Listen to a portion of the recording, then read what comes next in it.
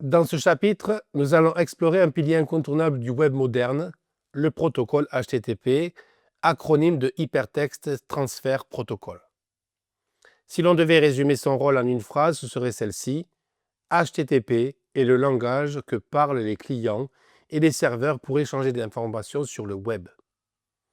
Ce protocole, bien que discret pour l'utilisateur final, est à l'origine de toutes les requêtes de navigation. Comprendre HTTP, c'est donc comprendre le flux de données qui anime chaque page, chaque clic, chaque interaction en ligne.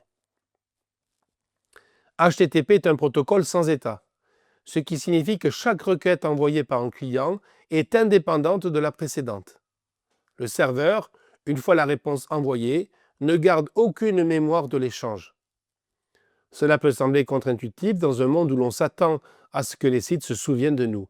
Mais justement, c'est en maîtrisant ce fonctionnement que l'on comprend la nécessité d'outils complémentaires comme les cookies, les sessions ou les tokens pour simuler une continuité dans les échanges. À l'origine, HTTP a été conçu pour transférer des documents hypertextes, principalement des pages HTML, de serveurs vers un client. Mais il a très rapidement évolué pour prendre en charge d'autres types de contenus, des images, des fichiers, des vidéos, des données JSON, etc. Aujourd'hui, HTTP est omniprésent.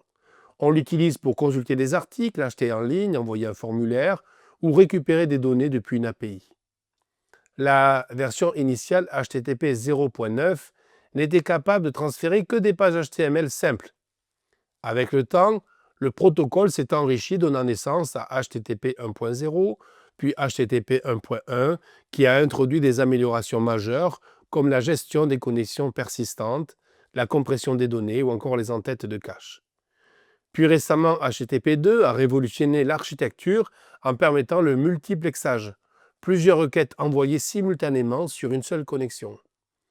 Tandis que HTTP 3, encore en cours d'adoption, repose sur un nouveau protocole de transport appelé QIC, plus rapide et plus résilient aux pertes de paquets.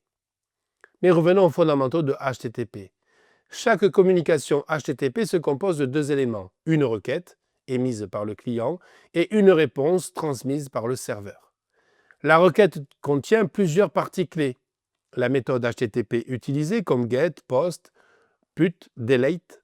L'URL cible est un ensemble d'entêtes, header, qui précise les informations comme le type de données attendu, le format de réponse souhaité ou encore l'identifiant de l'utilisateur, par exemple via un cookie. Les méthodes HTTP déterminent l'intention de l'action qui sont demandées par le client. Voici les plus utilisées.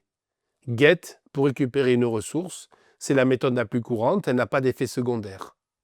POST pour envoyer des données au serveur, par exemple lors d'un formulaire d'inscription. PUT pour mettre à jour ou remplacer une ressource existante. DELETE pour supprimer une ressource.